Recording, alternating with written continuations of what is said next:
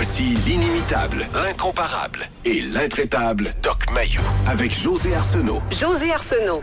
Cette émission s'adresse à un public averti. Au réseau Cogeco, vous écoutez Doc Mayou et José. Doc Mayou et José Arsenault. Avec le Doc et José Arsenault. 9h30, c'est Elisabeth qui est avec vous ce matin, en compagnie, bien sûr, du Doc Mayou, en remplacement de José Arsenault, qui a pris une petite journée. Ça me fait plaisir de vous retrouver, Doc. Oui, bon matin, Elisabeth. Je pense qu'on a un petit retour de son. Oui, je l'entends, moi aussi. C'est un petit peu en écho, mais écoutez, hein? Oui, il s'agit de peser sur oui. Excellent. Est-ce que vous m'entendez, Doc? Ah, très bien. Ah, excellent. Je pense que c'était de ma faute, c'est à cause du iPad. Vous savez, la technologie. Hein? Oui, c'est l'harmonie technique qui règne ce matin entre nous deux. C'est ça l'affaire, parce qu'on n'est pas en face à face. Vous êtes à Trois-Rivières, mais ça me fait plaisir quand même d'animer avec vous ce matin, Doc, avec un sujet qui, je pense, va nous amener beaucoup d'histoires intéressantes. Ça va peut-être être lourd à certains égards, mais je pense que les auditeurs vont avoir des choses à dire là-dessus. Je ne sais pas ce que vous en pensez. Ce matin, on va parler de l'épreuve ou de la chose qui vous a fait le plus mal dans votre vie. Quelque chose qui vous a affecté, peut-être qui vous affecte encore aujourd'hui, mais en tout cas qui a été assez grave ou assez importante pour vous affecter un bon bout de temps. Et pourrait-on rajouter quelque chose? Une épreuve ou un événement qui vous a fait très mal et dont vous n'avez pas parlé à personne. De temps en temps, Elisabeth, nous recevons en ondes des confidences d'auditeurs qui ont consulté jusqu'à 4 psychologues pour s'apercevoir qu'il y a certains éléments qu'ils n'avaient pas divulgués, qu'ils n'avaient pas révélés, dont ils ne s'étaient pas confiés aux intervenants. Alors, il y a des événements dont les personnes parlent facilement. Tu reçois régulièrement, j'en suis convaincu, des confidences de la part d'amis. Ben oui. Bon, mais Elisabeth, certaines de ces confidences-là, t'es la 7e à la recevoir. Était-ce vraiment une confidence? Non. Non. Une confidence, je pense que c'est une information que tu reçois, mais que tu es privilégié de la recevoir. C'est-à-dire que tu es la première ou la seule. Là. Oui. Pas la 7e. Non. Sinon, ça devient une anecdote. C'est vrai quand même. Oui. Une année. Quand on raconte la même histoire à plusieurs personnes, c'est pas une confidence. C'est une histoire, une anecdote. Finalement, c'est une histoire qu'on raconte, mais qui n'est pas nécessairement... En fait, qui n'a pas un niveau d'importance peut-être assez élevé pour qu'on la conserve pour certaines personnes seulement. Parfois, dans l'anecdote, il pourrait y avoir une partie qui est tue à tout le monde. Mm-hmm. Tout ça existe. Et je le dis respectueusement, c'est pas, je critique pas. Mais c'est important de devenir conscient qu'il y a des histoires qu'on va raconter en taisant certaines parties significatives qu'on ne révélera pas non seulement aux amis, mais à des intervenantes, psychologues, travailleuses sociales. Et c'est là que ça devient intéressant. Quelle est l'épreuve qui vous a fait le plus mal dans votre vie, mais dont vous n'avez à peu près pas parlé, sinon pas parlé du tout à personne? Puis même si on s'attend à ce que ce soit un petit peu lourd, peut-être que ça va être des histoires qui vont vous rebrasser certaines émotions, mais je pense que pour nous, ça serait vraiment un honneur de recevoir ces histoires-là et ces confidences-là, premièrement. Définitivement. Et puis, mais Doc, est-ce que c'est toujours positif de parler de choses qui nous ont fait mal ou parfois de les garder pour soi? Ça peut aussi avoir un élément positif. Bon. Très bonne question, Elisabeth. Étude britannique d'il y a un certain nombre d'années, 6 à 8 ans, où on a découvert, imagine-toi donc, que le fait de raconter une histoire ou une épreuve à maintes occasions, à maintes personnes, traumatisait davantage la personne que ceux qui avaient été enveloppés, suite à un écrasement d'avion, dans une couverture chaude, avec un bon chocolat chaud, un bon café et une prise en charge par des proches ou du personnel de tout ce qui pouvait être de l'organisation de la vie quotidienne et des réclamations. On a comparé les deux et les personnes bien entourées dans des catastrophes s'en sortaient mieux à être bien entourées pour se soustraire au stress de la vie quotidienne que ceux qui avaient fait partie de groupes d'entraide et puis s'étaient répandus pendant des heures sur l'épreuve, la catastrophe qu'ils venaient de vivre. À faire attention. Mhm.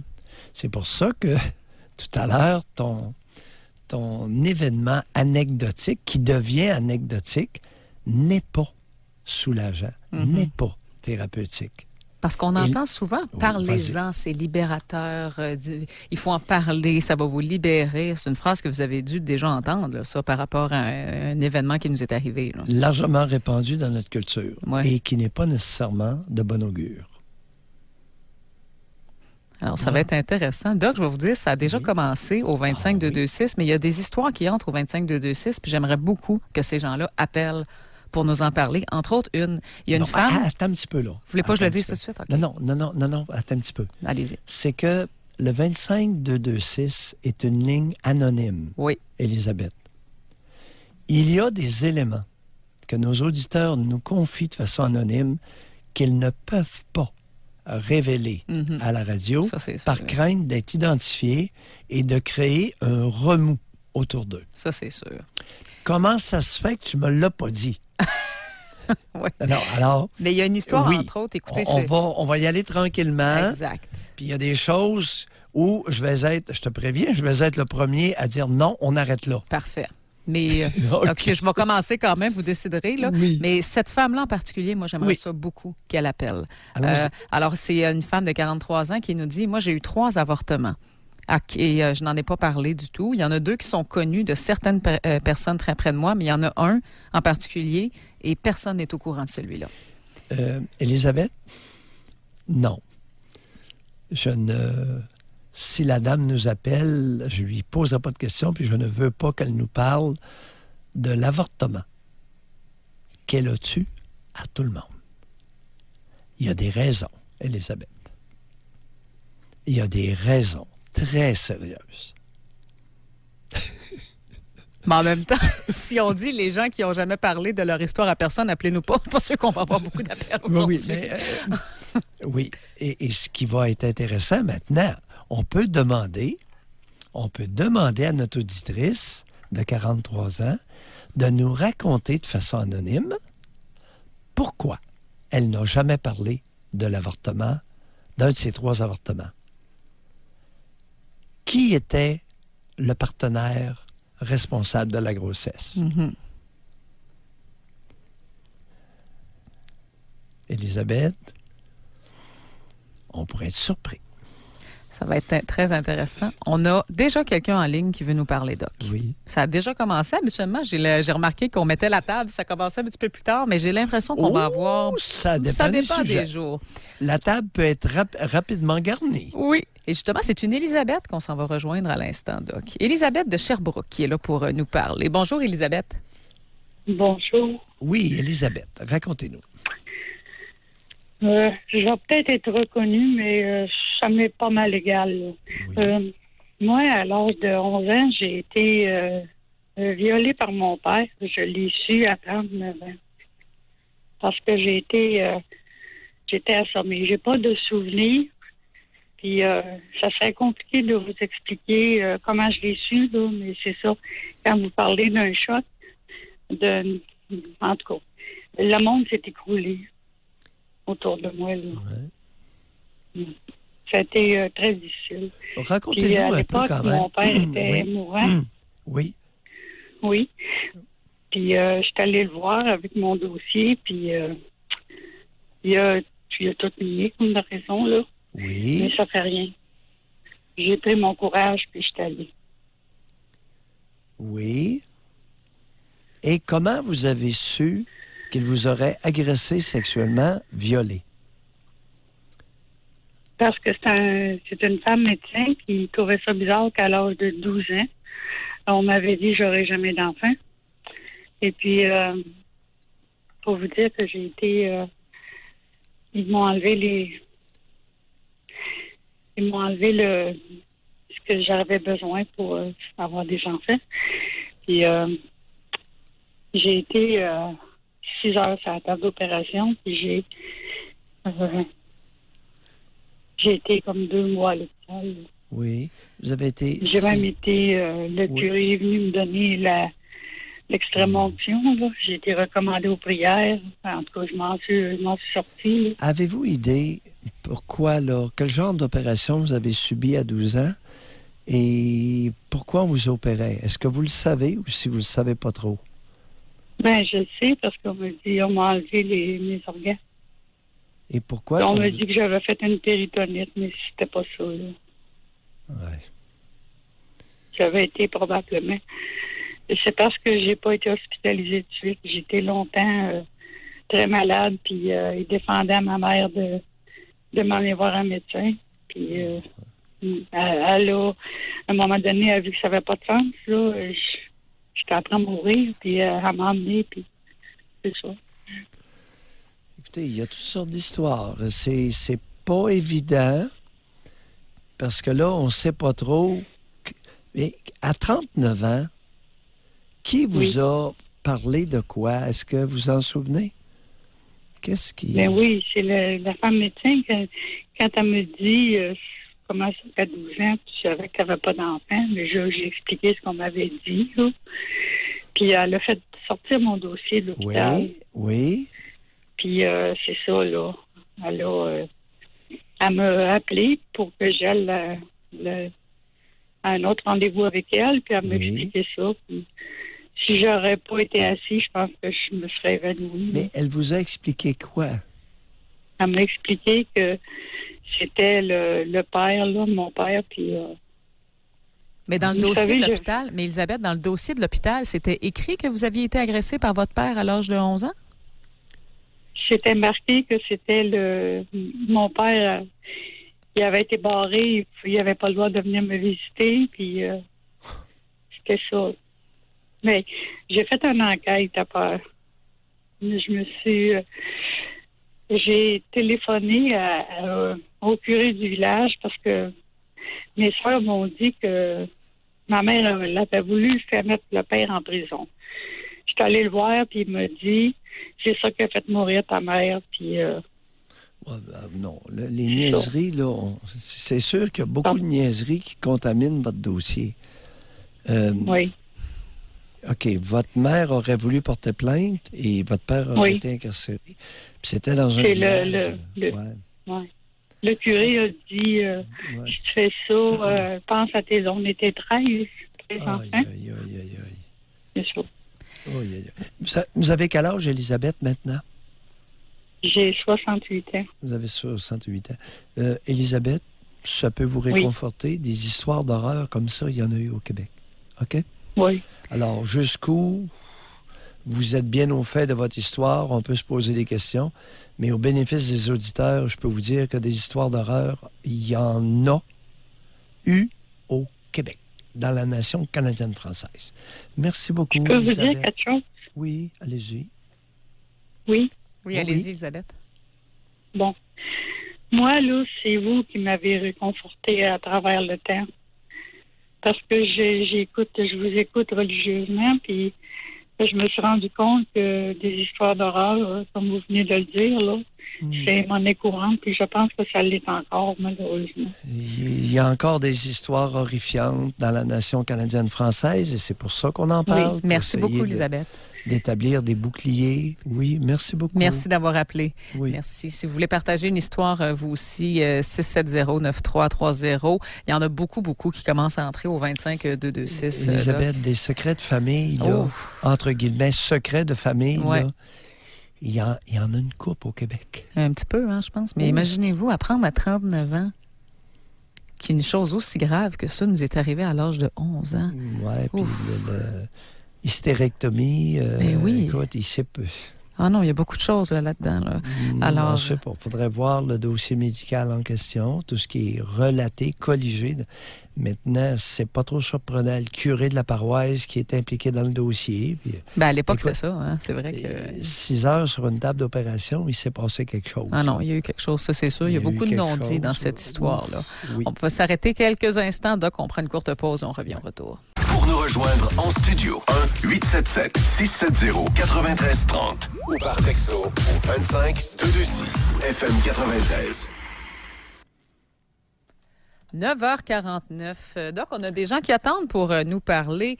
Aujourd'hui, on parle de qu'est-ce qui vous a fait le plus mal. Attendez un petit peu, j'essaie de vous bloquer sur l'iPad. Voilà, c'est fait. Alors, qu'est-ce qui vous a fait le plus mal? Donc, on a eu un appel juste avant la pause d'Élisabeth qui avait une histoire de secret de famille assez pesant. Ouais. Assez traumatisant aussi. Juste avant d'aller à notre prochain appel, je vais vous lire, il y a plusieurs textos qui entrent au 25226. Évidemment, c'est de façon tout à fait anonyme. Et même si la personne a dit son nom, je ne le dirai pas. C'est un homme qui nous écrit « Je vis avec un syndrome post-traumatique depuis l'âge de 16 ans et j'ai 43 ans aujourd'hui. À 16 ans, j'ai reçu des menaces de mort d'un gars relié à la mafia pour une histoire de drogue. Depuis ce jeune âge, je suis sur mes gardes et j'y pense plusieurs fois par semaine, surtout à des moments marquants, à mes anniversaires, à la naissance de chacun de mes enfants. On m'avait dit à l'époque d'être patient parce que mon jour allait venir. J'ai voulu en parler une fois et je me suis fait traiter de fou parano. Depuis, je vis avec ça, seul au quotidien. » Ouais. Alors, les dopés, les drogués, vos dettes de drogue vont vous suivre longtemps. Alors, il n'y a pas de système de faillite avec les dettes de drogue, les amis. Même si vous faites faillite, là, les vendeurs de drogue, ils pourraient vous suivre longtemps. Mais comment tu fais pour vivre au quotidien avec un minimum de paix d'esprit? En fait, tu peux pas. Tu payes ta dette de drogue. Oui, c'est ça. Il faut rembourser. Ou bien tu touches pas à dope. Oui, ça, c'est un fait. Mais à 16 ans, là, des fois, mettons qu'on est un petit peu influençable à cet âge-là. Hein? Un petit peu. Je verrais pas pourquoi que quelqu'un de 16 ans serait plus influençable que quelqu'un de 40. En fait, oui. C'est pas tant une question d'âge, mais une question de maturité, peut-être. Ou de trait de personnalité, effectivement. Ouais. On va aller à Mike de Québec qui est là pour nous parler. Bonjour, Mike. Allô? Oui, bonjour, Mike. Bonjour, Doc. Moi, c'est la pire affaire qui peut arriver à un père de, mettons, multiplié par 1000, là, parce que moi, là, je reste à Québec. J'ai déménagé à Québec à cause de mon ex, là, qui voulait se rapprocher de sa famille, qui est même pas sa famille, genre en 2008. Puis là, ma fille est née en 2009, puis en 2011, elle l'a littéralement enlevé, carrément, là. Parce que moi, j'avoue, on n'avait jamais parlé de quoi que ce soit, là, puis c'est sûr qu'on chicanait, mais elle vient d'une autre culture, hein, puis elle vient de l'Afrique, puis ça parlait pas, puis tout, puis en tout cas, elle l'a carrément enlevé. Puis là, malheureusement, j'ai eu comme la malchance d'être non représenté là, dans les débuts puis tout, là, puis par le pire avocat qu'il y a pas sur la planète. Je le nommerai pas là, pour détruire sa carrière. Là. Ouais, nommez-le mais pas. c'est carrément, tu sais, j'étais là, puis il déblatérait n'importe quoi. Parce que moi, j'ai eu un accident de moto en 89. Là, eux, ils ont toutes mis mes capacités d'être parent à cause de mes capacités de conduite automobile. Fait qu'en partant, c'était du michoui. C'est du gros n'importe quoi depuis le début. Mais là, c'est pas le bout de la merde. Ce qui était pire là-dedans, c'est que là, quand ma fille avait 5 ans, je l'ai croisée au centre d'achat, OK? Là, elle était full contente, elle m'a sauté dans les bras. Papa! Mais la tabarouette, sa mère était avec, là, elle l'a poignée par le bras, puis elle a collissé une claque d'en face. Ma fille a revolé dans le rack à linge. Je te jure carrément une voie de fait. Fait que là, être repartie avec sa mère, là, ma petite, elle pleurait et tout. Là après ça, la semaine d'après, quand j'étais avec elle, elle me l'a dit, là, parce que là, moi, ça m'a marqué, mais là, elle me l'a rappelé, qu'elle s'était fait frapper au visage par sa mère et tout. Fait que là, je m'en vais à DPJ. Là, le problème, c'est que là, je vais à DPJ, mais ma fille était gênée. Fait que là, après un certain temps, c'était quand même 5-10 minutes, je l'ai pas passé la journée-là pour perdre le temps de la madame.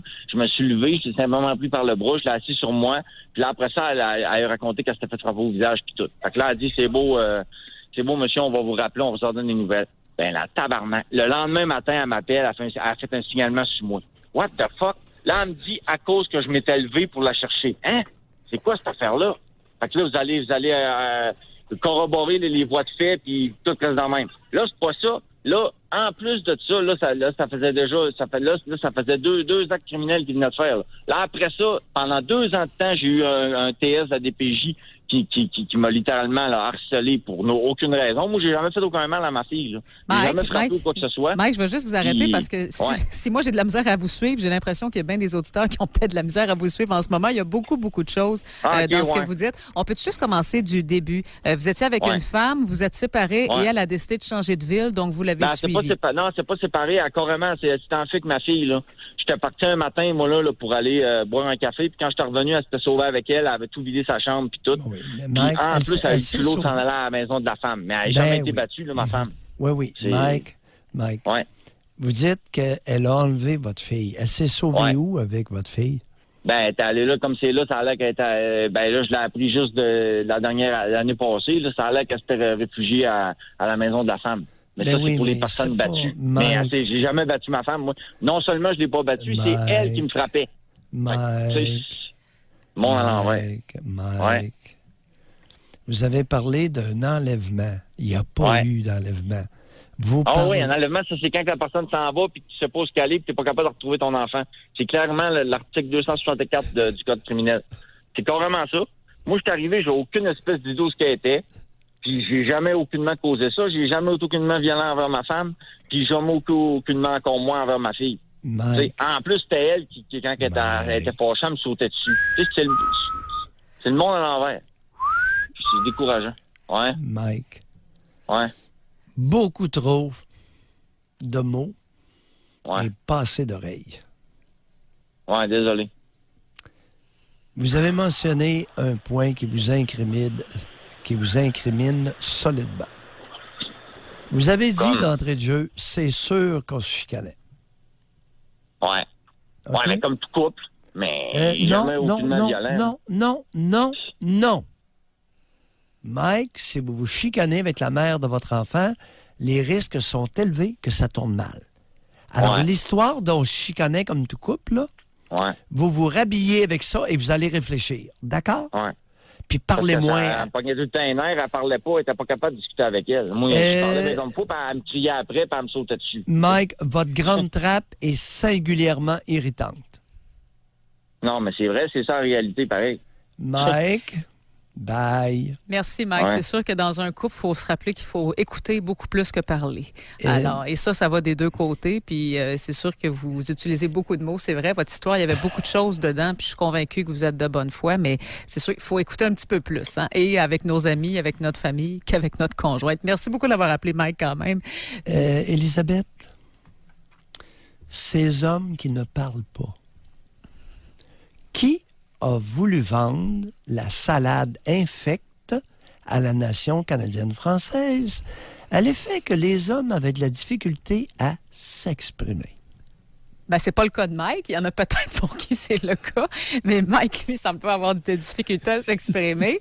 Mais honnêtement, il y a des choses dans son histoire, c'est sûr, qui sont déplorables. Non, mais écoutez, je suis pas certaine. Des fois, il faut se regarder dans le miroir aussi à savoir... Il y a des individus qui sont vraiment responsables de leur déboire. Premièrement, de vouloir utiliser la DPJ contre la mère de son enfant, c'est pas l'idée du siècle parce que ça s'appelle un boomerang.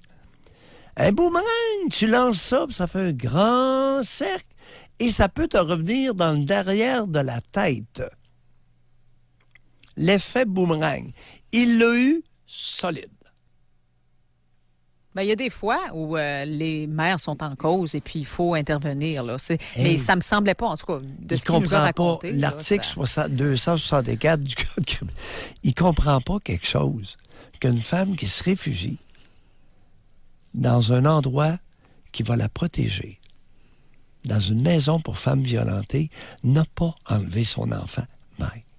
Elle a trouvé refuge parce que, à raison ou à tort, elle est morte de peur. Puis Mike, avec sa volubilité, est capable de faire peur à plusieurs personnes. Donc, avant de s'arrêter pour quelques temps, évidemment, si vous avez une histoire à partager, vous pouvez nous appeler, on va vous écouter. C'est certain, mais on a aussi beaucoup d'histoires qui entrent au 25-226. Je vais vous en lire une, parce que ça va vraiment dans tous les sens, hein, les histoires. C'est pas seulement des deuils. Il y a beaucoup d'avortements que je remarque aussi. Ça, c'est spécial, je m'attendais pas à ça. Oui, il y a beaucoup... Beaucoup d'avortements, dis-tu, qui nous sont confiés de façon anonyme? Oui. Oh. Et des fois, c'est plus d'un par femme. Hein? Oh! Alors, c'est... 2019? Puis c'est pas tous des vieux avortements, parce qu'avant 1960, les avortements, il n'y en avait pas au Québec. Donc, hein? Où il y en avait, mais c'était pas tout à fait... En fait, c'était illégal, là, carrément. Il y en avait, il n'y en avait c'est presque pas. Puis ça se faisait aux États-Unis. Souvenons-nous de Chantal Daigle. Alors, oui, tu disais? Alors, il y a effectivement beaucoup d'avortements, mais il y a une histoire en particulier que je veux vous raconter parce qu'elle sort du lot un petit peu. C'est une femme de 47 ans qui nous écrit « La plus grande épreuve pour moi, ça a été le combat contre le système scolaire pour faire accepter la transition de mon adolescent transgenre. Non-acceptation et ignorance et rejet cruel de la part des directions d'école. Encore aujourd'hui, 4 ans plus tard, il est tellement marqué par cela, par une grave anxiété, qu'il n'a même pu réussir un retour aux études à la formation pour adultes. Alors, je comprends que c'est un jeune homme qui n'est pas scolarisé en ce moment, là. Vous savez, on est en 2019. Maintenant, LGBTQ, là, ça va tranquillement. Ça va tranquillement. T'as vu la manchette concernant le couple d'homosexuels, dont un s'est fait donner un solide coup de pied. Oui, à Saint-Tite. À Saint-Tite. Oui. OK. Tombé à la renverse, fracture du crâne. C'est solide, hein? Oh. Ouais. Puis celui qui lui a donné un coup de pied, c'était possiblement pas un petit 140 livres comme Mailloux, là. Il lui a fait une job de visage, puis ensuite, tombé à la renverse, fracture du crâne. Ouh! Alors, LGBTQ a sa raison d'être et d'exister. Ah oui, absolument. Ça va tranquillement encore. Allons pas nous faire croire que... Et puis imaginez si alléluia sur les orientations et l'identité sexuelle. Ouh! Puis imaginez, Doc, si c'est tough aujourd'hui, en 2019, alors qu'il faut quand même souligner qu'il y a une bonne partie du chemin qui a été faite. Imaginez-vous, il y a 30 ans, comment ça devait être difficile. Comment ça doit être une épreuve pour certaines personnes, tu sais? Peux-tu faire allusion au fait, il y a 45 ans, j'ai reçu pendant ma résidence en psychiatrie un transsexuel qui avait été arrêté par la police. Sous quel motif? Vérification au volant. OK. Et ça correspondait pas là, la façon dont la personne était habillée. Puis le policier avait pas aimé ça. Il s'était fait amener au poste, puis il s'était fait brosser. Ben voyons donc. Oui. L'habillement, l'habit ne correspondait pas à ce qui était inscrit sur la carte d'identité. Il y a 45 ans de ça. Hein? Oui, 45 ans. C'était un de mes patients pendant des années. Un type qui était charmant, instruit. C'est incroyable. Hein? Il s'en était rappelé de celle-là. Si vous voulez nous parler de votre histoire, qu'est-ce qui vous a fait le plus mal dans votre vie? 670-9330. Doc, on s'arrête pour quelques instants. Pour nous rejoindre en studio, 1-877-670-9330 ou par texto au 25226 FM 93. 10h06, Doc, nous sommes de retour. On parle aujourd'hui de ce qui vous a fait le plus mal. Ça va dans toutes les directions. On a toutes sortes d'histoires, vraiment. Mais je veux qu'on revienne sur le premier appel qu'on a eu dans l'émission. C'est Mike qui nous a appelés. Puis bon, l'histoire était peut-être pas tout à fait claire pour tout le monde parce qu'il y avait beaucoup d'informations puis c'était pas toujours en ordre chronologique. Mais en gros, bon, Mike disait que son ex-conjointe avait enlevé sa fille pour finalement, on a appris finalement que son ex-conjointe était partie dans une maison pour femmes avec sa fille. Donc, c'est pas tout à fait un enlèvement de ce que vous avez pu lui expliquer. Mais il y a eu beaucoup de réactions d'auditeurs sur Mike, sur l'appel de Mike, parce que notre réaction à nous, ça a été de dire, oups, on parle beaucoup ici, mais on n'écoute pas beaucoup, par exemple. Exact. Il manque d'oreilles un peu, là. Oui, et l'espèce de salade infecte dont on essaie de nous convaincre au Québec, ces hommes qui ne parlent pas, c'est pas la bonne province. Oui, c'est ça. On me raconte régulièrement que des hommes rencontrés sur Tinder ont des maudites grandes trappes et occupent l'espace verbal dans un pourcentage de 75 à 80 % régulièrement auprès d'une femme. Évidemment, croyant que de faire le genre va améliorer leur potentiel séducteur. Mais donc, oui. J'ai déjà été sur Tinder. Moi, j'ai pas honte de ça du tout, mais j'ai déjà été sur des applications rencontres. Je vais vous dire quelque chose que j'ai remarqué, là. Puis il y a une différence dans les tranches d'âge par rapport à ça. Je remarque que les hommes qui sont un petit peu plus âgés, s'intéressent davantage à la femme, c'est-à-dire qu'est-ce qu'elle fait dans la vie, c'est quoi ses intérêts. Mais les jeunes posent très, très peu de questions. Et parlent beaucoup. Oui, ils parlent beaucoup d'eux, là, ils veulent parler d'eux énormément, mais il n'y a jamais de réciprocité de la question. Toi, qu'est-ce que tu en penses? Toi, qu'est-ce que... Non, les jeunes, on dirait, en tout cas, je peux vous donner un conseil. Si vous voulez plaire à une femme, intéressez-vous à elle un minimum, là, parce que, à un moment donné... Sachez accrocher de temps à autre votre maudit clapet. Écoutez, mais je vais vous dire, les auditeurs, donc, au 25-226, ont fortement réagi à l'appel de Mike. Puis, je peux dire qu'ils ont pas mal perçu la même chose que nous. Il y a plusieurs personnes qui disent, coudon, je veux dire, s'il avait été comme ça avec moi aussi, je serais probablement partie, là. Oui. Alors, non, je peux pas dire, en tout cas, Mike, si vous écoutez encore, c'est peut-être que le conseil qu'on pourrait vous donner, c'est d'écouter un petit peu plus la prochaine fois, là. Beaucoup plus. Sachez dire quelque chose et ensuite vous accrochez le clapet, tentant ainsi de vous engager dans un échange.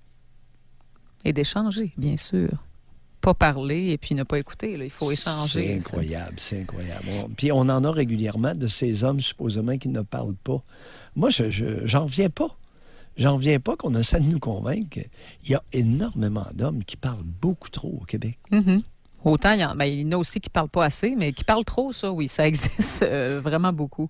Il y a plusieurs histoires qui rentrent au 25-226. Celle-là, étant donné que c'est quelque chose qui est judiciarisé présentement, je ne donnerai aucune information sur le nom ni même la région du Québec, mais quelqu'un nous dit « J'ai bien de la misère à passer par-dessus le fait que mon père a été assassiné par un psychopathe et que le procès est dans 2 ans. J'ai été dans une maison de thérapie et j'ai encore beaucoup de difficultés à vivre avec ça aujourd'hui. » Bon, écoutez, la procédure judiciaire dans notre pays est très respectable. Alors, madame, le problème, il n'est pas là. De voir votre père a été assassiné, il faudrait voir dans quelles circonstances. Il peut y avoir des erreurs sur la personne, oui. Mais l'histoire du procès dans 2 ans, on n'organise pas un procès pour meurtre en criant ciseaux. Non. Alors, et il y a un mécanisme de diligence, de vigilance et de diligence qui a été mis en place. Les accusations doivent être portées, puis le dossier avec un certain suivi. C'est normal, il faut que ce soit comme ça aussi. J'aime mieux qu'on prenne plus notre temps, qu'on fasse ça vite, puis qu'on commette des erreurs aussi, là. Exact. Je vous disais tantôt, Doc, qu'il y a énormément de textos par rapport à des avortements qui entrent au 25-226. Je vous rappelle que le sujet aujourd'hui, c'est qu'est-ce qui vous a fait le plus mal? D'ailleurs, si vous voulez nous partager une histoire, c'est 670-9330. Mais je réalise qu'il y a beaucoup de femmes qui ont subi des avortements puis qui sont gênées de ça. Tu vois, il y a une femme, il y a 43 ans, qui dit « J'ai eu 2 avortements et je m'en veux encore aujourd'hui d'avoir été aussi irresponsable. Je me suis pas encore complètement pardonnée. » Bon, au lieu de vous sentir irresponsable et de ne pas, ou d'avoir de la difficulté à supposément vous pardonner, vous pourriez peut-être vous demander, profiter de l'occasion pour entreprendre une démarche d'introspection, c'est-à-dire regarder le contexte dans lequel c'est arrivé. Pour quelle raison? Pour quelle raison j'ai fait fi de ma fertilité? Est-ce que je désirais devenir enceinte? Et pourquoi je désirais? Vous savez, il y a beaucoup de grossesses qui ne sont pas des accidents. Oui, il y a des grossesses accidentelles. Ça peut arriver. Mais une femme qui prend des anticonceptionnels et que tout à fait par hasard, dans sa période d'ovulation, elle saute une journée sur 2, c'est commun, Élisabeth, au Québec. C'est vrai. Alors, mesdames, si vous ne voulez pas être confronté avec une grossesse, il existe ce que nous appelons un stérilet. Élisabeth, c'est point méchant, le stérilet. Le dépôt Provera, une piqûre aux 3 mois, c'est point méchant. Comment se fait-il que vous allez préférer, sachant très bien que vous avez de la difficulté à prendre votre anuvulant à tous les jours, comment se fait-il que vous allez préférer ce moyen-là à un autre, à un stérilet ou au dépôt Provera? Ça, c'est une discussion un ensemble de questions à se poser à soi-même. Oui, mais il faut aussi que l'information soit bien rendue par les médecins. Moi, je me souviens quand j'étais jeune, je n'ai pas souvenir que le médecin m'ait expliqué c'était quoi toutes les options de contraception qui existaient. On dirait que c'était comme naturel. Tu es rendu à cet âge-là. Pas mal, plusieurs filles prennent la pilule anticonceptionnelle, donc voici ce que je te propose. Je pense qu'il y a un petit peu de manque d'information aussi par rapport à c'est quoi les autres options. Ou peut-être qu'on privilégie certains médicaments au profit d'autres pour différentes raisons, là, mais... En tout cas, dans mes souvenirs à moi, c'est peut-être plus ça maintenant, mais moi, j'ai pas eu cette discussion-là avec mon médecin par rapport à toutes les options qui s'offraient à moi. Il n'y en a pas beaucoup. Non. Tu sais, dépôt Provera aux 3 mois. Pas trop compliqué, ça, hein? Une piqûre. Une injection intramusculaire à chaque 3 mois. Il y a quelqu'un qui nous écrit, on parlait tantôt des groupes LGBT, là, celui-là, je peux comprendre pourquoi la personne a été assez traumatisée de ça. Quelqu'un nous dit, j'en ai jamais parlé. Quand mes parents se sont séparés, je suis restée avec mon père et c'est à ce moment-là que je me suis rendu compte qu'il était transgenre. J'étais au sous-sol, lui au rez-de-chaussée, il s'habillait en femme et il marchait en talons hauts à tous les soirs. C'était assez traumatisant. Aujourd'hui, quand j'entends une femme marcher en talons, ça me fait presque peur. Un homme ou une femme qui... Il n'a pas précisé si c'est un homme ou une femme. Attendez un peu, là. On va élargir un peu nos connaissances pour expliquer le comportement du père de l'auditeur ou auditrice.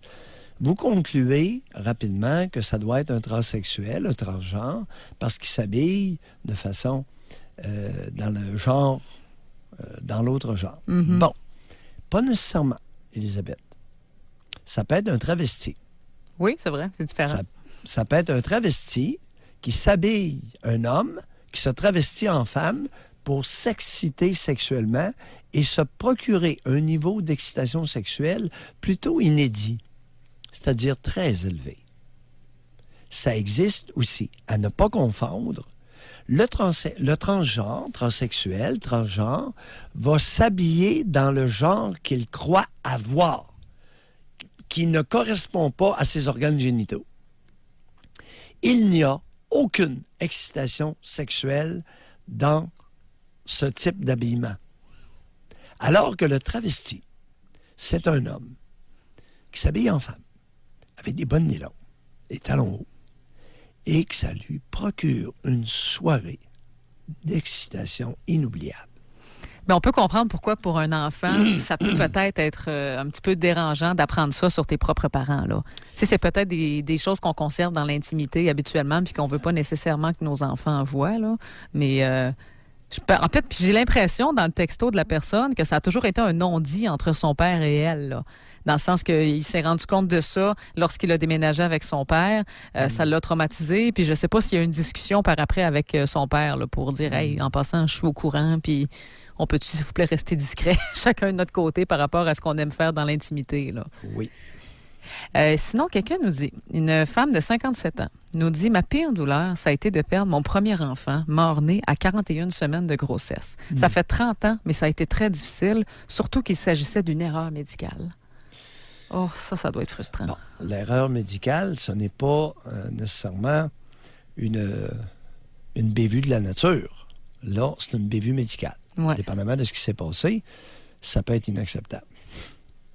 Effectivement. Hey Doc, je réalise qu'il y a énormément d'histoires qui entrent par texto, mais je me rends compte que les gens ne veulent pas nécessairement être reconnus parce que les gens n'appellent pas, mais ils textent beaucoup pour raconter leur histoire, par contre.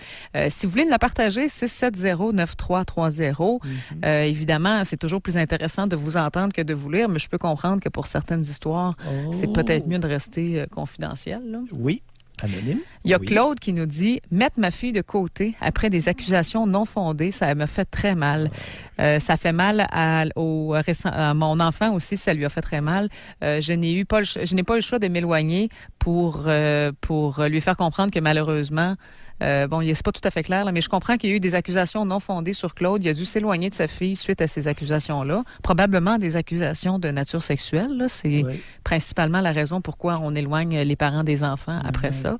Oui. Mais il dit que ça lui a fait un très, très grand mal. Oh oui. Et ça a été, il dit pas de qui les allégations venaient, par exemple, mais j'imagine que ça devait venir de l'autre, de la conjointe, en fait. Là. Ouais. Ça doit faire, oh mon Dieu, des accusations non fondées pour faire mal à quelqu'un, là. Oui, tout ça existe. Alors, chers auditeurs, Un enfant, comme un adulte, peut mentir. Deuxièmement, si vous cultivez l'ambiguïté sexuelle avec un enfant de sexe opposé, surtout dans le cas d'un père, vous pouvez vous ramasser avec des problèmes très sérieux. Conseil d'amis, vous évitez les ambiguïtés sexuelles intrafamiliales. Écoutez bien celle-là, Doc. On est toujours dans le registre des avortements, mais il est un petit peu différent. J'ai eu un avortement il y a 10 ans et j'en suis toujours blessée. Surtout que le fils de ma cousine a exactement le même âge qu'aurait mon enfant aujourd'hui. Mm-hmm. Mais le père de cet enfant est un pédophile qui a fait de la prison. Ça me donne un peu de paix. Madame, comment vous expliquez, sans jugement, comment vous expliquez que vous ayez conçu avec un homme qui était pédophile? Oui. Étiez-vous au courant? Ou bien vous étiez une enfant à ce moment-là? Y avait-il des indices? Ou si on parle ici d'aveuglement volontaire? Oui. Parce que c'est arrivé il y a 10 ans, puis elle me dit pas elle a quel âge, cette femme-là. Fait que c'est peut-être arrivé alors qu'elle était elle-même une enfant et elle a été victime de cette personne-là, ou bien c'était quelqu'un qu'elle fréquentait puis elle n'était pas au courant que c'était un pédophile, là. Il manque des petits bouts à l'histoire, là, mais effectivement, ce serait intéressant de le savoir. Tu comprends pourquoi nos confidences anonymes, parce que il y a beaucoup de gestes criminels qui nous sont confiés via nos textos. Effectivement. Et là, on a des gens qui veulent se confier au téléphone. Allons-y. Doc, on va y aller juste après la pause. Par contre, on doit s'arrêter quelques instants. On revient. Au réseau Cogeco, Vous écoutez Doc Mayou et José Arsenault. cette émission s'adresse à un public averti. Jusqu'à 11h, vous écoutez Doc Mayou et José Arsenault. Avec le Doc et José Arsenault. 10h23. Donc, on a 2 personnes qui attendent pour nous parler. Dans un premier temps, vous vous souvenez qu'on a parlé, j'ai lu un texto tantôt de Claude. Il y avait une histoire d'accusation non fondée, puis ça l'avait éloigné de sa fille. Il a fini par nous appeler, Claude. En fait, le Claude en tant que tel. Donc, on va aller le rejoindre dans l'instant. Bonjour, Claude. Bonjour Elisabeth, ça va bien? Oui, ça va bien. Il va falloir fermer votre radio un petit peu, Claude, parce qu'il y a un retour de son. Mon radio n'est pas fermé. Okay. Il est fermé, par exemple. C'est beau parce qu'on avait un retour, mais là, ça semble correct. Alors, on écoute votre histoire, Claude. Ben, écoutez, Elisabeth, bonjour, Doc. Oui. Je vais essayer de résumer du mieux que je peux. J'ai 53 ans. Oui. La plus grande perte, la plus grande déception, la plus grande...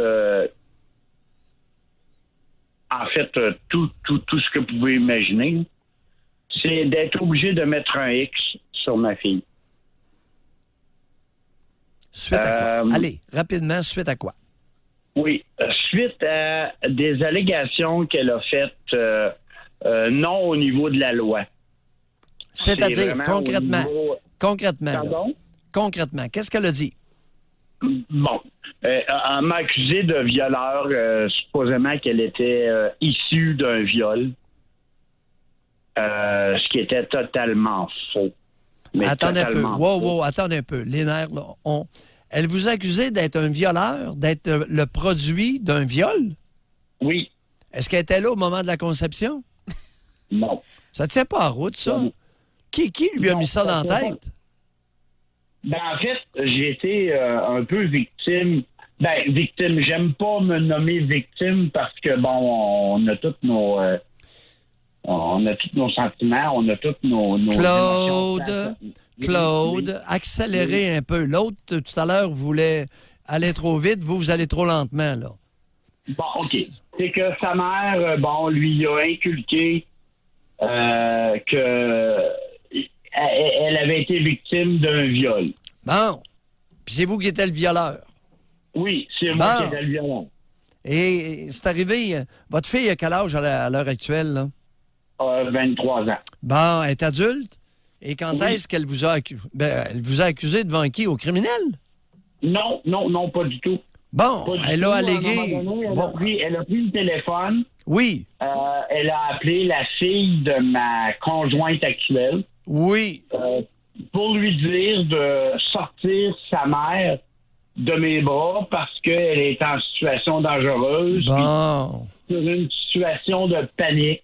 Hey, Claude, Oui. prochaine fois, là, essayez de faire des enfants avec une femme qui a de l'allure. Est-ce que c'est vrai que vous avez violé sa mère? L'avez-vous pris Non, de force? pas du tout. Bon, Pas ben, du tout. qui était là? Qui était là au moment de l'accouplement? Elle et moi. Bon. Mais est-ce que c'était votre conjointe, Claude? C'était quoi la nature de votre relation à la mère de votre enfant? Je vais essayer de vous expliquer brièvement, Oui. mais rapidement. Oui. En fait, c'est une jeune dame qui était ma voisine d'antan, Oui. que ses parents étaient très amis avec mes parents. Mais est-ce que c'était Et une qu'elle aventure avait d'un dit- soir, autrement dit? Est-ce que c'était une aventure d'un Oui. soir? OK. Oui, c'était une aventure d'un soir. OK. Vous Ah, aviez mais- quel âge? mais- Elle avait quel âge, la petite voisine? Quand ce moment-là est arrivé, elle avait peut-être 22, 23 ans, Et Ben vous là. aviez quel âge? 25, 26 ans. Bon, ben Ben, là, écoutez, c'est la bien jeune dame, ma voisine, c'était une femme de votre âge, 25 ans, 22 ans. Vous avez une relation sexuelle. À quelle place a eu lieu la copulation? Dans son appartement. Sur invitation, vous avez enfoncé la porte? Non, j'ai pas enfoncé la Bah, porte. Claude, OK, les niaiseries, c'est assez. OK, bye. Il arrive que des femmes n'aient pas de jugement. Il se pourrait que votre fille n'en ait pas plus que sa mère. Est-ce que c'est possible aussi? Je suis dans l'erreur et dans le mépris. Oh, Claude Claude n'est plus là, je Oh, pense. Doc, s'il vous plaît. Oui. Pardon? Répétez votre question, Doc, s'il vous plaît. J'ai dit, est-ce qu'il est possible que la mère de votre fille n'ait pas beaucoup de jugement et que sa fille en ait pas plus? Ben, si on parle de jugement au niveau d'enseignement moral à sa fille, je pense que non. Elle n'en a pas eu. Merci beaucoup, Claude, OK. d'avoir appelé. Puis, Merci. écoutez, on peut faire des drames dans des verres d'eau, là. Un instant. Ben, c'est dommage de perdre contact avec sa fille pour Non, ça, non, par non, exemple. non, non. Hey, si elle est pareil comme sa mère, il est divorcé de la mère. Ben, divorcé, il a Elisabeth. jamais été avec. Il a jamais été avec, Doc. C'était Ben une oui. aventure d'un soir. Il peut pas divorcer. Non, mais honnêtement, c'est sûr que si c'est pas arrivé pour vrai, là, évidemment, on a la version de Claude, on n'a pas la version de la femme, là, mais Bon, si oui, elle a c'est vraiment inventé ça pour mettre Claude, pour en fait tourner, pour que sa fille ne parle plus à son père, je trouve ça vraiment, vraiment dommage, et pour la fille, mais surtout... Élisabeth, dans quel contexte tu penses que c'est fait l'acte de procréation? Ben, en fait, on n'était pas là, ni vous ni moi. Il y a Claude On et elle qui n'était étaient pas là. C'est Est-ce ça. qu'il y avait de la dope? C'est ça, on ne sait pas. Là, on était tous Est-ce pas qu'il y avait de la boisson? Dans quel état étaient les deux là. Ben, c'est ça. protagonistes? Parce qu'il y a deux personnes qui le savent, c'est elle puis c'est lui. Elle a dit quelque chose, lui il dit d'autres choses. Qui dit vrai, on ne sait pas. Pour Alors, chers amis, si vous avez des parents qui ont des versions divergentes, soyez prudents avant de prendre parti. Ben N'est-ce oui, pas là un grand conseil, Elisabeth? Non, c'est Témoignant d'une sagesse digne de mon âge. c'est incroyable, Doc. Et sur ce, nous allons aller parler à Jérémy de la Pocatière qui veut nous parler. Bonjour, Jérémy. Bonjour, ça. Jérémy.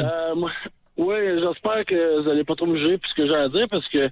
Lâchez-vous, dites-le, on verra après, OK? Allez. Ouais. Bon. Moi, dans le fond, j'ai connu ma copine à 28 ans. Oui. J'ai jamais eu de relation intime avec aucune femme avant ça. Ça a commencé à être temps qu'on apprenne comment faire la chose. Oui, c'est ça.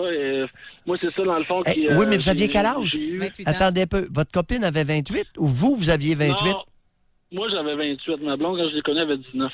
Oh! Ah, OK. Oh! Fait que, On a déjà ça. Ça commençait à être sur le tard pour se déniaiser? oui, ben non, c'est pas ça. C'est j'ai essayé. Dans le fond, j'ai essayé de rencontrer. J'ai rencontré plusieurs femmes. Dans le fond, j'ai eu des rendez-vous avec des femmes que j'ai réussi à avoir par moi-même en les invitant. Là. Oui. Puis il y a jamais personne qui voulait de moi. Dans le fond, c'est tout le temps juste une question d'amitié puis tout ça. Ouais. Fait que là, rendu à 27 ans, là, j'ai dit, coudonc, personne ne veut de moi puis tout ça. Puis ma famille, c'était ordinaire un peu, ma relation avec ma famille aussi. Fait que j'ai essayé de me suicider 2 ou 3 fois. Oui. Sans réussir. Ben, j'ai essayé, j'ai voulu, j'ai comme voulu le faire, mais j'ai pas passé à l'action quand c'était le temps. Mais racontez-nous la copine. Oui. Qu'est-ce qui est arrivé avec la copine, là? Qu'est-ce que vous Ben voulez là, nous raconter? Oui. Ben, moi, c'était ça ma plus grande épreuve dans ma vie parce que ça me rendait super malheureux, là. Quoi? Qu'est-ce Et qui je vous voyais rend? les autres. Ben, en fait, qui c'est étaient- avant de la rencontrer que vous étiez malheureux. C'est ça que vous voulez nous dire? Oui, là? OK. c'est ça, là. Ça fait 11 ans qu'on est ensemble. là. OK, je comprends. Vous êtes avec elle encore aujourd'hui. Ouais, ben là, vous êtes Oui. malvenu de venir vous plaindre, là, Jérémy.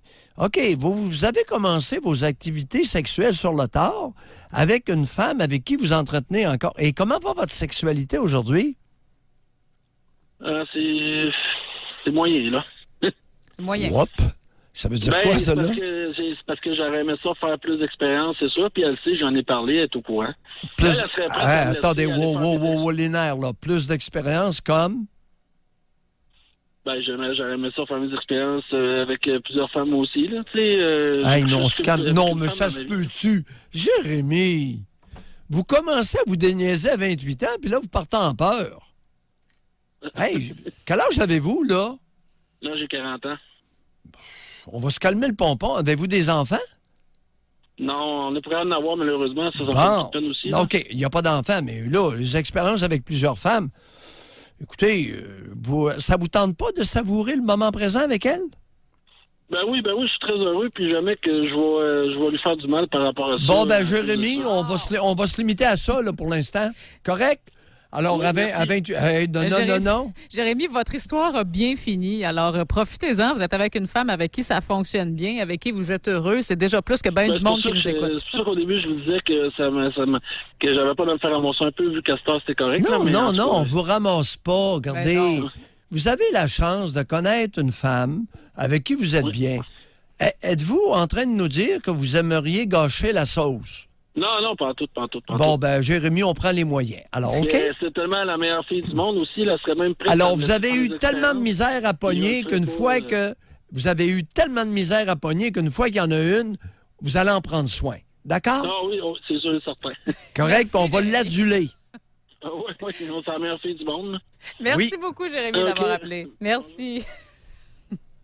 Hey, mais c'est le fun. Sincèrement, il n'est pas le seul à dire ça, par exemple. C'est vrai qu'il y a des hommes, quand ils ont commencé leurs activités sexuelles un petit peu sur le tard, l'expression que vous avez dit, elle est très bonne. Vous partez en peur après ça. Hey, wow, on se calme les nerfs, là. Mais c'est parce que pour plusieurs personnes, Il a souffert avant, Ouais. rencontre une femme qui veut de lui. Oh, là, on va commencer à s'épivarder avec... Hey, les nerfs, gars! mais c'est parce que, Doc, pour plusieurs personnes, en fait, il y a des gens qui croient, à tort, à mon avis, à moi, qu'une vie sexuelle en santé, c'est une vie sexuelle dans laquelle on a eu plusieurs partenaires. Mais c'est pas ça du tout, une vie sexuelle en santé. Jérémy peut mourir à 85 ans, avoir eu une seule partenaire dans toute sa vie, mais avoir eu une vie sexuelle plus en santé que bien du monde qui en a eu 160, là. Tout à fait d'accord. Le type nous dit, ma plus grande épreuve, je pognais pas. Il n'y a pas de femme qui voulait de lui, il en trouve une. Puis là, il commence à faire son genre. Ben Faire oui. son genre. Mais c'est vrai que il a été, en bon français, friendzoné pendant plusieurs années, là. Fait que c'est-à-dire que les filles le rencontraient, mais je t'aime juste en ami, là. Ça, c'est vrai que c'est un peu poche, là, quand on veut se découvrir un petit peu aussi, là. Mais là, une fois que c'est réglé, ce problème-là, profitez-en. Ça fait 11 ans, puis ça fonctionne bien. Tu parles, il court après le trouble. Non, mais si jamais cette femme-là le flush, la prochaine qui va vouloir de lui, ça va nous mener à où? À quand? Donc, Tu sais, il faut faire attention. Ben oui, absolument. On doit s'arrêter quelques instants. 670-9330. Qu'est-ce qui vous a fait le plus mal dans votre vie? On s'arrête et on revient. Pour nous rejoindre en studio, 1-877-670-9330 ou par texto au 25-226 FM 93. 10h39. Doc, je reviens rapidement avant de passer à une autre histoire au 25-226. Je veux juste revenir sur l'appel qu'on vient tout juste d'avoir avant la pause. C'était Oui. Jérémy qui nous racontait que lui, ce qui lui avait fait le plus mal dans sa vie, c'est d'avoir été rejeté par les femmes jusqu'à l'âge de 28 ans. là. Attends un peu, là. Juste une nuance. C'est qu'il y a une différence entre être rejeté et ne pas pogner. Bon. Ce qu'il nous a dit, c'est que les femmes qu'il abordait, que lui abordait, ne voulaient qu'entretenir qu'un lien d'amitié avec lui. Oui, c'est ça. On n'est pas dans le rejet encore. On est Effectivement. dans le fait qu'il y a des hommes qui pognent pas, C'est ça. qui sont pas attrayants sexuellement. Et lui, ça a duré jusqu'à 28 ans. Il a trouvé le temps long. Ben oui. Mais finalement, il n'y a plus. Il n'y a plus de façon durable à une femme de 19 ans. Puis là, il commence à vouloir s'épivarder puis faire le genre. Puis vouloir des expériences de groupe. Puis wow! Puis là, nous, en fait, ce que vous disiez, Doc, c'est gardez, là, vous avez été tout seul jusqu'à 28 ans, vous avez une fille maintenant qui veut de vous, profitez-en, puis arrêtez de vous plaindre. Oui, et là, si là-dessus, oui, allons-y. là, il y a quelqu'un qui a texté là-dessus. Je pense que vous allez trouver ça drôle. Mais Doc, ça dépend. Moi, j'ai perdu ma virginité à 29 ans et maintenant, je fais 200 000 par année et les femmes sont folles de moi. Alors, lui aussi, il trouve ça difficile de ne pas partir en peur, là, étant donné que maintenant, il pogne, puis avant, il pognait pas. D'abord, premièrement, vous n'avez perdu aucune virginité. Le langage de femme appliqué aux hommes, j'aime pas ça. Mm-hmm. Alors, on parle pour un homme parce que chez la femme, il y a des signes anatomique d'abstention copulatoire, qui est la présence d'un hymen à l'entrée vaginale. Pas présent chez toutes les femmes, mais généralement présent. C'est que là, messieurs, là, vous ne commencerez pas à perdre vos hymens. Les maudites niaiseries, c'est assez. Savez-vous ce que Jean Lapierre disait par rapport à ça? Et il disait pas, évidemment, il employait pas le mot virginité pour les hommes. Il racontait à un moment donné une situation, puis il a dit, cet homme-là a perdu sa Josepheté sur le temps. Bon, maudite niaiserie. Mais non, mais c'était drôle. Alors, il y a des hommes, pour des raisons X, ont leur premier rapport sexuel complet à un âge assez avancé. Ça arrive. Pour des raisons X, ces raisons-là sont intéressantes. Et effectivement, monsieur, l'argent est un vecteur d'attrait sexuel pour beaucoup de femmes. Alors, un revenu annuel de 200 000, ça attire certaines femmes comme le miel peut attirer les mouches. Oui, non, mais de toute façon, si vous êtes seul, vous êtes célibataire, puis vous avez envie d'en profiter, allez-y, là, grand bien vous fasse. Jérémy, ce qui était différent, c'est qu'il était avec une femme avec qui ça allait bien. Mais là, lui, il disait, ma vie sexuelle va pas très, très bien parce que j'ai envie d'aller voir ailleurs. La situation était différente, là. Mais si vous êtes seul à 29 ans puis vous pognez, mon Dieu, profitez-en. Là. Oh, chaque cas est un cas d'espèce. Ben oui, évidemment. Il y a Tania de Gatineau qui veut nous parler. Bonjour, Tania. Tania, êtes-vous là? Tania, une fois? Tania, deux fois? Oui. On vous écoute. Tania. La plus grosse douleur, moi, que j'ai vécue, c'est en 2014. Mon mari est décédé dans un accident de moto. Oui. Du jour au lendemain, j'avais 2 jeunes enfants. Oui. Racontez-nous. Il est parti faire un tour de moto. J'étais avec les enfants à la maison. Je me suis couchée, puis la police est venue cogner à la porte dans le milieu de la nuit pour m'annoncer qu'il y avait eu un face-à-face, un dépassement, ligne double dans une courbe. Et puis, il est décédé sur le coup. Je pense qu'à partir de là, ma vie s'est écroulée. Là, Tania, oui. qui a dépassé? C'est votre conjoint qui a dépassé dans la courbe ou c'est l'autre? C'est l'autre. C'est un procès qui a duré 4 ans, puis il a été acquitté. Parce qu'ils n'ont pas été capables de prouver qu'il avait fait une conduite dangereuse. Mais la témoin qui s'est fait dépasser l'a clairement dit qu'il essayait de la dépasser. C'est en essayant de la dépasser qu'il a fait le face-à-face avec mon mari. Dans une courbe, ligne double? Oui. Ouf. Et puis, vu qu'il a été accusé de conduite dangereuse ayant causé la mort et non de négligence criminelle, il n'y avait pas assez de preuves comme quoi qu'il tentait de faire le dépassement. Donc, il a été acquitté. Comment vous trouvez ça? Un procès qui a duré 4 ans, puis que ça va faire 1 an bientôt. Puis non seulement la douleur de la perte de mon mari, mais de cet homme-là qui est en liberté aujourd'hui puis qui voit sa fille tous les jours quand moi j'ai 2 jeunes enfants qu'eux, ils voient plus leur papa. Ouais. Est-ce que vous avez rencontré quelqu'un depuis, Tania? Ça fait 5 ans maintenant, là, 4 ans le procès, ça fait 1 an que c'est terminé. Oui, j'ai eu 2 relations, mais ça aboutit à rien.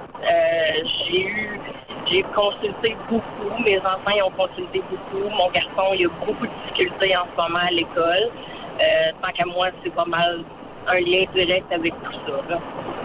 Est-ce que vous êtes allé au procès? Il y a eu 26 fois qu'il y a eu de la cour et je suis allée à 24 de ces 26 fois-là. OK. Racontez-nous pourquoi vous étiez là. Pour moi et mon beau-père, je pense que c'était pour supporter mon mari. C'était pour... je pense que je voulais que les avocats... Attendez un peu. Wow, non, Tania, je dois vous arrêter. Pour supporter votre mari? Oui, pour lui dire qu'on va aller jusqu'au bout, puis que...